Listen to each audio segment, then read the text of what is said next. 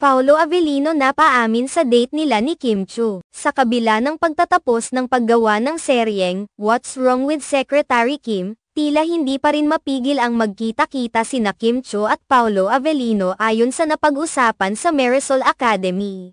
Ang kanilang pagtutulungan at pagsasama ay patuloy pa rin, na nagbibigay sa mga tao ng mga dahilan upang isipin na may posibleng namamagitan na espesyal na relasyon sa kanilang dalawa. Ang What's Wrong with Secretary Kim ay isa sa mga pinakabagong teleserye na kinabibilangan nina Kim Chiu at Paolo Avellino, na nagtampok ng kanilang husay sa pag-arte at nakakakilig na mga eksena. Sa likod ng kamera, tila hindi rin sila magkasawaang magkasama. Ayon sa mga ulat, kahit matapos na ang opisyal na taping ng serye, hindi pa rin nawawala ang kanilang regular na pagkikita. 2 beses kada linggo ay nadaragdagan pa ang kanilang pag-uusap at pagkikita, na tila nagsasaad ng mas malalim na koneksyon sa pagitan nila. Marami sa mga tagahanga ang napapaisip at nagtatanong kung mayroon ng mas malalim na ugnayan sa pagitan nina Kim Chiu at Paolo Avellino bukod sa propesyonal na pagtatrabaho. Ang kanilang pagkakaroon ng regular na interaksyon sa labas ng trabaho ay nagpapahiwatig ng posibleng paglago ng kanilang samahan. Sa mundo ng showbiz,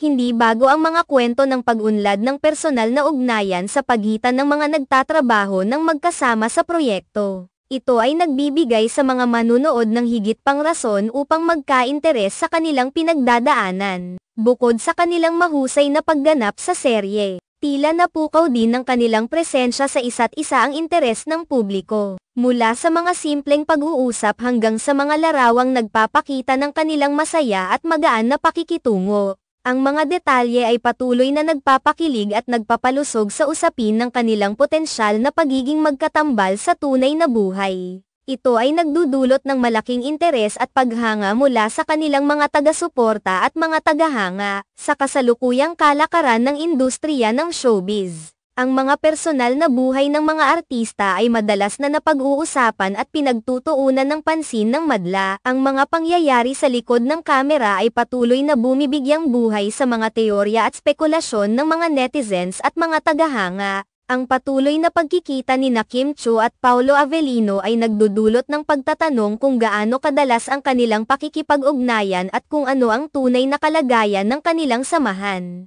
Bagamat maaaring hindi ito direktang kinukumpirma ng kanyang mga kinatawan, ang patuloy na presensya ng kanilang mga pangalan sa mga balita at sosyal na media ay nagbibigay ng sapat na dahilan para pag-usapan ang kanilang mga ginagalawang pribadong buhay.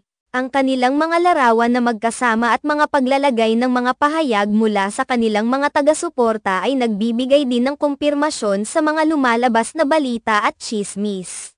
Sa kabuuan, ang pagkikita-kita nina Kim Chiu at Paolo Avellino matapos ang pagtatapos ng What's Wrong with Secretary Kim ay nagbibigay ng mga rason upang ang mga taga-suporta at mga tagahanga ay magkaroon ng mas malalim na pag-unawa sa kanilang personal na buhay. Ang patuloy na pagkakaroon ng regular na interaksyon at ang umiiral na mga kwento ng mga paparazzi ay nagdadagdag lamang sa interes at pagmamahal ng publiko sa kanilang kilig at magandang samahan sa likod ng kamera.